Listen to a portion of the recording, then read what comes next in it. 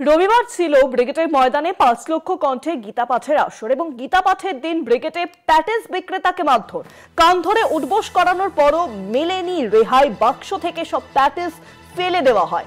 Viral হয়েছে ইতিমধ্যেই সেই ভিডিও, সোশ্যাল মিডিয়া জুড়ে ভাইরাল ভিডিওতে এক প্রতিবন্ধী যুবককে মারধর করতে দেখা যায়।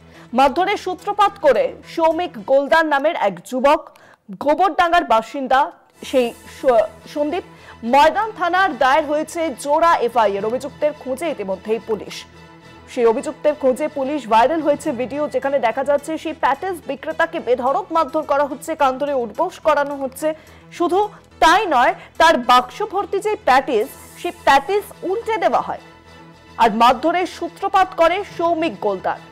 আর বিস্তারিত জানাবেন ফোন লাইনের সঙ্গে রয়েছেন প্রতিনিধি রিয়া মাঝি। রিয়া, এর আগে আমরা দেখেছিলাম যে একটি ভিডিও ভাইরাল হয়েছে যেখানে দেখা যাচ্ছে যে এক প্যাটিস বিক্রেতাকে বেধড়ক মারধর করা হচ্ছে, তাকে কান ধরে উঠবোস করানো হচ্ছে, তার বাক্স ভর্তি যে প্যাটিস, সেই প্যাটিস উল্টে ফেলা হলো। আর সেই ভাইরাল ভিডিওতে যে যুবকের মুখ ফুটে আসছে, তার নাম জানা যাচ্ছে সৌমিক গোলদার। ইতিমধ্যেই তার বিরুদ্ধে কিন্তু 2টি এফআইআর দায়ের হয়েছে।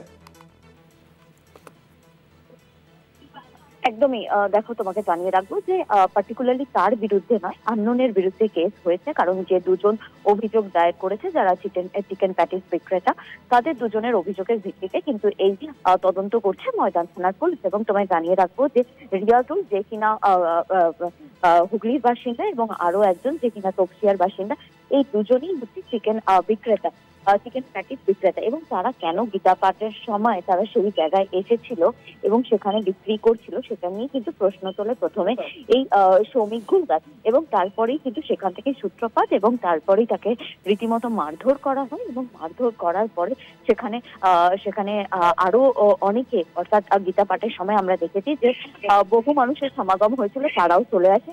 তারা প্রত্যেকে মিলে কিন্তু এই যে রিয়াজুল এবং আরো একজন তপসিয়ার ব্যক্তি, এই দুজনকে মারধর করে।